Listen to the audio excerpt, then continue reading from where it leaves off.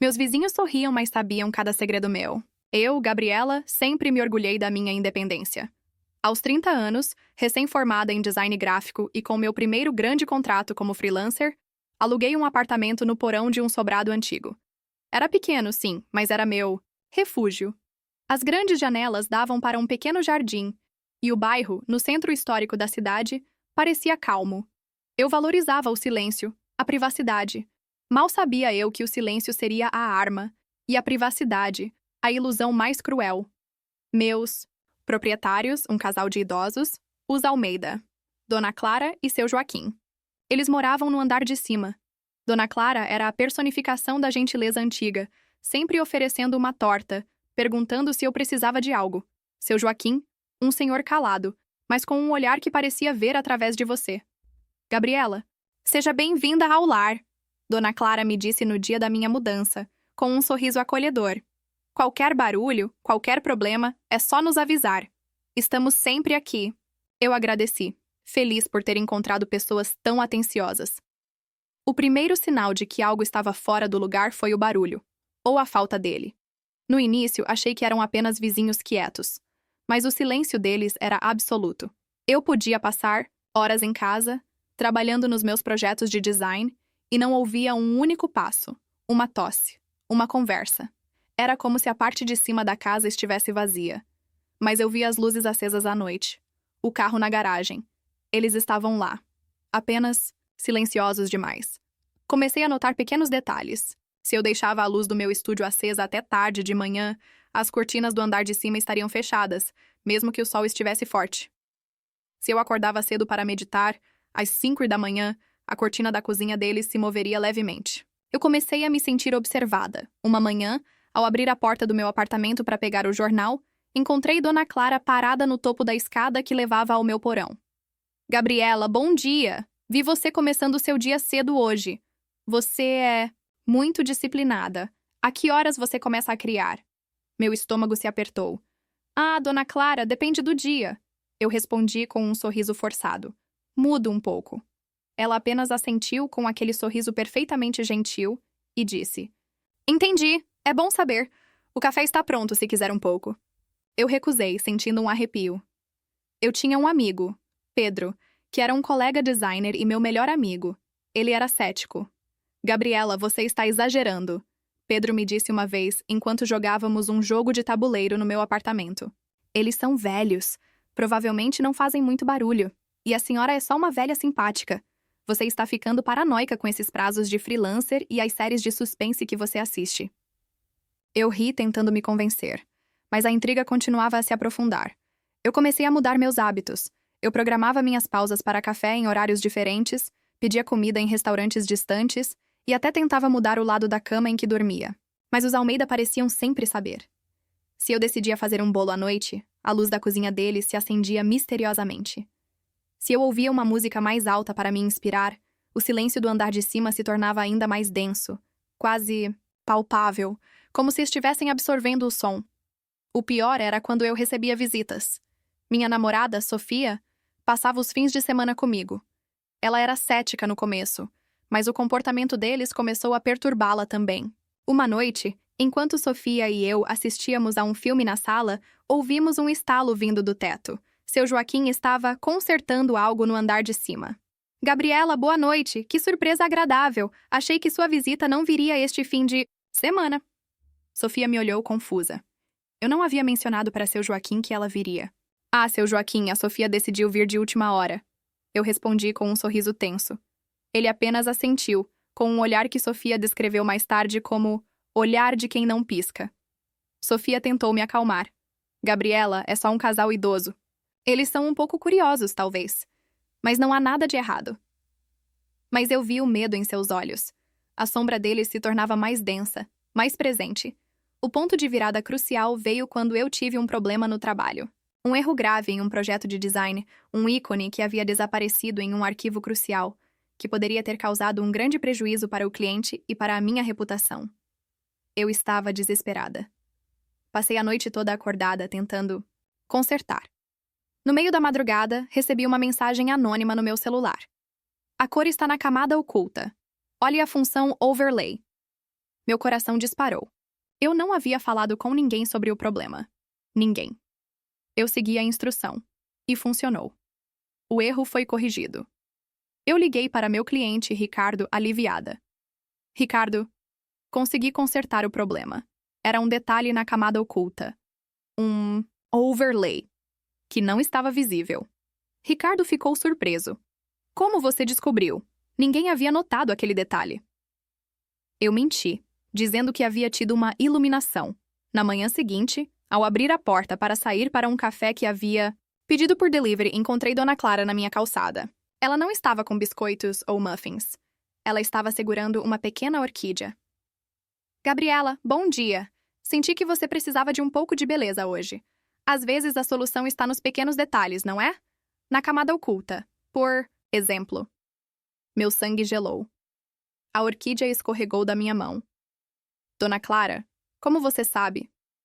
Ela apenas sorriu, aquele sorriso perfeitamente gentil, mas com um brilho nos olhos que me deu arrepios.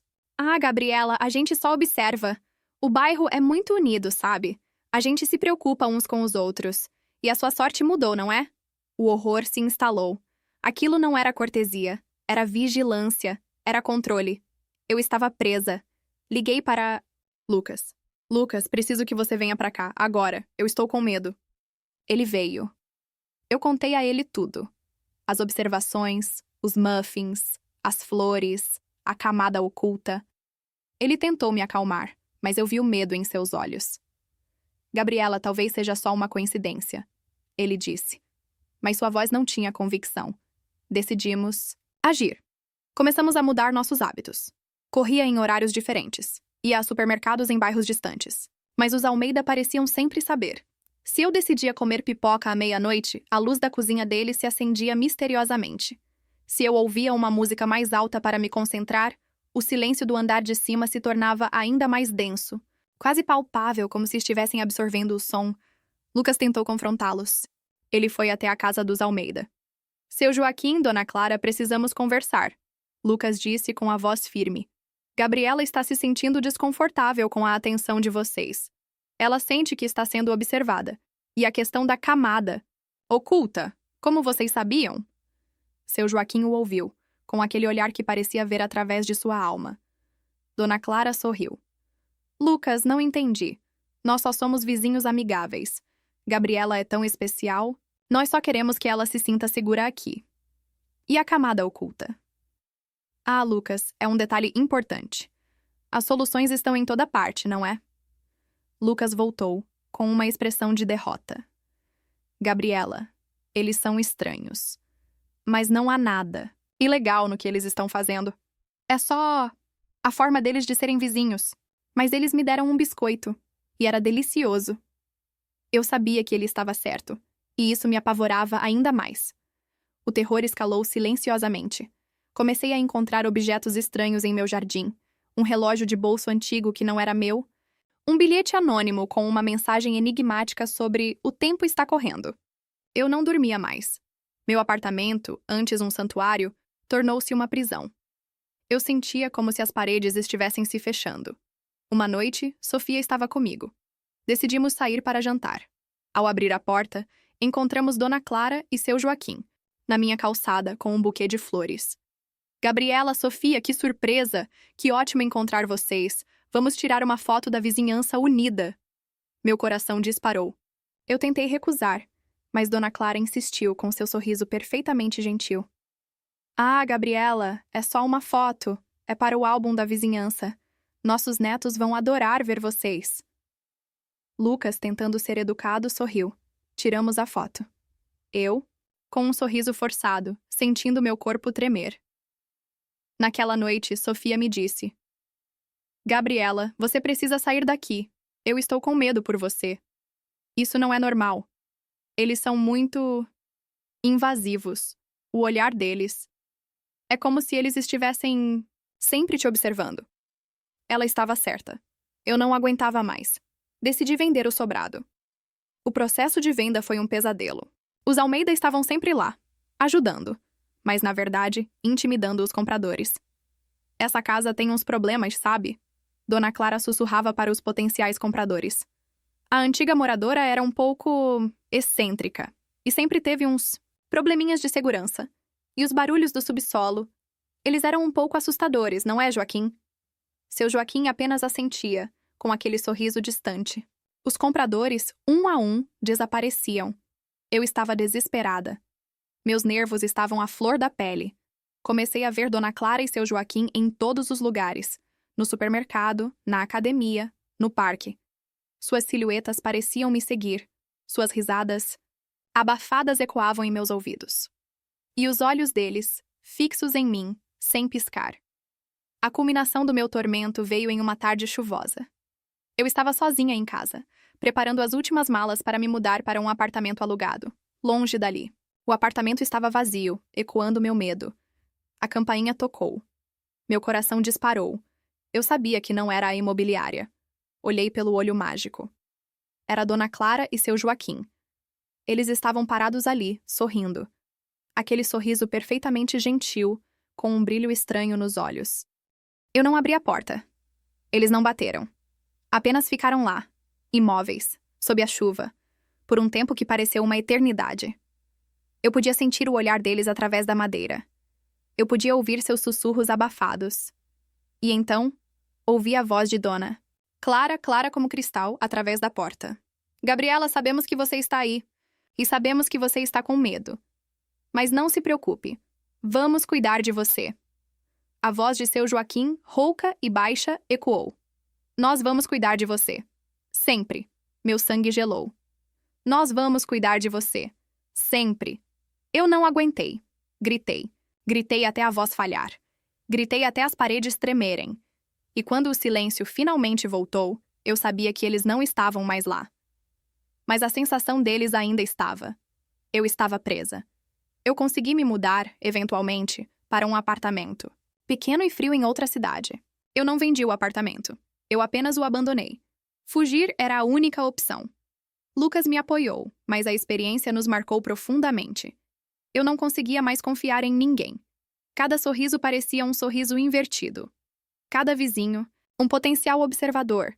O terror não veio de monstros ou fantasmas. Veio da cortesia excessiva, da obsessão silenciosa, do sorriso constante que escondia uma vigilância doentia. Eu ganhei minha liberdade física, mas perdi a paz. Perdi a capacidade de me sentir segura em qualquer lugar. Ainda hoje, quando ouço a campainha, meu coração dispara. Se vejo um vizinho sorrindo demais, sinto um arrepio na espinha. Se as cortinas de uma casa se movem, eu me pergunto quem está lá, observando. Eu mudei meu número, mudei de cidade, cortei laços com a maioria das pessoas. Mas o medo nunca me abandonou. Ele se tornou uma sombra constante, um eco silencioso em cada passo que dou. Eu me tornei uma prisioneira do meu próprio medo. Um espelho que reflete a verdade perturbadora de que, às vezes, o maior terror não está nas sombras, mas no brilho ensolarado de uma vizinhança perfeita. E que a cortesia, quando é demais, pode ser o disfarce mais assustador de todos. Minha vida, antes tão previsível, tornou-se um labirinto de paranoia e desconfiança. As noites eram as piores. Eu ouvia cada rangido do prédio, cada passo no corredor. Eu me convenci de que eles viriam, que eles me encontrariam. Sofia tentava me acalmar. Gabriela, eles não sabem onde você está. Você está segura. É só sua mente te pregando peças. Eu queria acreditar nela, mas eu sabia que ela estava errada. Eu perdi meu emprego de designer gráfica freelancer. A falta de sono, a ansiedade constante me tornaram incapaz de focar. As cores e as formas se misturavam na minha frente. Meu mundo estava desmoronando, pedaço por pedaço. Eu me isolei. Não saía mais. Meu apartamento se tornou a minha nova prisão. Sofia tentou me ajudar. Ela me levava comida, tentava me fazer rir, me abraçava. Mas eu a afastava. Eu me sentia suja, contaminada pelo medo. Sofia, você não entende, eu sussurrava. Eles estão em toda parte. Eles estão me observando. Os olhos deles. Eles me veem através das paredes. Eles sabiam da camada oculta. Eles sabem de tudo. Ela me olhava com tristeza nos olhos. Eu sabia que ela estava se cansando. Ela estava perdendo a esperança. Uma noite ela me disse: Gabriela, você precisa de ajuda profissional. Eu não consigo mais fazer isso sozinho. Eu não consigo te tirar daqui. Eu não consigo te salvar de algo que não existe. Isso está me destruindo também. Eu me recusei. Eu não confiava em ninguém. Eu não podia contar a ninguém o que estava acontecendo. Ninguém acreditaria em mim. Eles me chamariam de louca. Eles diriam que eu estava imaginando coisas. Eles diriam que eram apenas vizinhos amigáveis. A última vez que vi Sofia foi há alguns meses. Ela veio ao meu apartamento. Seus olhos estavam cheios de dor, mas também de uma resolução triste. Gabriela, eu te amo, ela disse. Mas eu não consigo mais. Eu não posso viver assim. Eu não posso te ver se destruir dessa forma. Eu não sou forte o suficiente para lutar contra algo que não posso ver. Eu não respondi. Eu apenas a observei ir embora. E quando a porta se fechou, senti um vazio ainda maior do que antes. Um vazio que se tornou a minha nova realidade. Eu estava completamente sozinha. Agora eu vivo no meu apartamento, as cortinas sempre fechadas, as luzes apagadas. Eu como apenas o que peço por delivery, com medo de sair. Eu ouço cada barulho. Eu vejo seus sorrisos perfeitamente gentis, mas frios, em meus pesadelos. Os olhos vazios das crianças, Léo e Bia, me observando. Eles não estão aqui, eu sei. Mas o medo que eles plantaram em mim está. E esse medo é o meu verdadeiro pesadelo. E ele nunca vai acabar. Minha vida se tornou um eco de uma ameaça que só eu consigo ouvir. O menor ruído, a sombra mais inocente na janela, tudo se transforma em uma confirmação de que eles estão se aproximando. Eu me pego olhando para o olho mágico, mas não há ninguém. É apenas a escuridão do corredor. Mas em minha mente, eu vejo os olhos deles, fixos em mim, sorrindo. O sorriso invertido. E eu sei que não há mais fuga, não há mais paz. A vida que eu construí se desfez. E a única coisa que me resta é o eco silencioso da minha própria paranoia. A verdade amarga de que a vida perfeita era apenas uma ilusão. E que, para mim, o medo é uma prisão sem grades. E a cortesia excessiva foi a chave que me trancou lá dentro. A paranoia me consome. Cada passo, cada respiração. Eu tento me convencer de que estou segura, mas a voz de Dona Clara ecoa. Nós vamos cuidar de você, sempre. E a voz de seu Joaquim. Sempre. E as vozes das crianças. Sempre. Eu sei que eles estão lá, em algum lugar, observando. Eu sinto seus olhos em mim, mesmo quando as cortinas estão fechadas e as luzes apagadas. É como se eles tivessem se tornado parte de mim, uma presença constante e aterrorizante dentro da minha própria cabeça. Eu tentei me distrair. Comecei a escrever um diário, registrando cada pensamento, cada medo, cada sussurro que eu ouvia. Mas as palavras se misturavam, as frases se tornavam incoerentes. Minha escrita, antes tão precisa, agora era um reflexo do meu estado mental. Eu estava perdendo a lucidez. Minha mãe me ligou uma vez. Gabriela, estou preocupada com você. Você não atende minhas ligações. Você não sai de casa. O que está acontecendo? Eu tentei explicar, mas as palavras se embolavam na minha boca. Mãe, eles estão me observando. Eles sabem de tudo. Ela tentou me acalmar, mas eu sabia que ela não acreditava em mim. Gabriela, querida, você precisa de um descanso. Talvez umas férias. Você está estressada. Eu desliguei. Não podia falar com ela. Ela não entenderia. A solidão se tornou minha única amiga. Ela me abraçava, me consolava, me lembrava de que eu estava sozinha nessa luta. Eu me apeguei a ela, a essa solidão fria e implacável. Ela era a única que não me abandonava. Eu comecei a ver padrões em tudo. O barulho de uma gota d'água na pia. O som de um carro passando na rua. O brilho da luz do sol através das frestas, das cortinas. Tudo era um sinal. Tudo era uma mensagem deles. Eles estavam em toda parte. Eles estavam me controlando. Eu me lembro de uma noite, eu estava sentado no escuro, ouvindo o silêncio. E então, ouvi. Um som. Um som que eu não havia ouvido desde que me mudei. Uma sinfonia. A sinfonia do subsolo. A sinfonia que eles tocavam. Era uma música suave, melancólica, mas com um toque de dissonância que me dava arrepios. Era a música deles. E eu sabia que eles estavam me ouvindo. Eu sabia que eles estavam lá. Eu me levantei e fui até a parede que dividia meu apartamento, do andar de cima. Coloquei meu ouvido na parede. O som era mais claro agora. Era uma melodia distorcida, quase um lamento. Eu podia sentir a presença deles, do outro lado da parede. Eles estavam ali, me observando, tocando sua sinfonia para mim. Eu comecei a bater na parede. Fraco no início, depois mais forte, mais desesperado. Parem! Eu gritei. Parem com isso! Me deixem em paz! O som da música parou abruptamente. O silêncio voltou. Mas agora, era um silêncio diferente. Um silêncio que me observava. Um silêncio que me aguardava. Eu caí no chão, chorando. Eu sabia que não havia mais saída. Eu estava preso. Eu estava no labirinto deles. E a sinfonia, do subsolo à sinfonia deles, ecoava em minha mente, uma melodia de terror que nunca mais me abandonaria. E essa é a minha triste verdade. O pesadelo não acabou. Ele apenas começou. A fome se tornou um luxo que eu não podia me permitir. A paranoia me impedia de pedir delivery. Eu vivia de barras de cereal e café instantâneo, racionando cada item. Meu corpo definhava. Minha mente, porém, estava superativa, tecendo novas teorias, encontrando novos padrões. A cada dia, eu sentia minhas forças se esvaindo, mas a clareza da minha situação, a certeza de que eles estavam lá, só se fortalecia. Comecei a ver os rostos deles em lugares improváveis, no reflexo de uma poça d'água na rua, nos padrões, da umidade no teto, nos olhos dos personagens na TV, que eu raramente ligava agora com medo de que eles ouvissem o som. A linha entre o real e o imaginário estava borrada. O ar em meu apartamento parecia rarefeito. Eu sentia como se estivesse sufocando, mesmo com as janelas trancadas e as cortinas fechadas. A poeira se acumulava. As louças sujas empilhavam. Eu não tinha mais energia para limpar. Meu santuário se tornara meu túmulo. Uma tarde, enquanto eu estava deitada no chão, enrolada em um cobertor, ouvi a campainha tocar.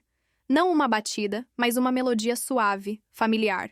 A melodia do subsolo, a sinfonia deles. Eu sabia que era uma tática para me fazer abrir. Eles queriam me ver. Eles queriam saber o quão quebrada eu estava. Eu me arrastei até a porta.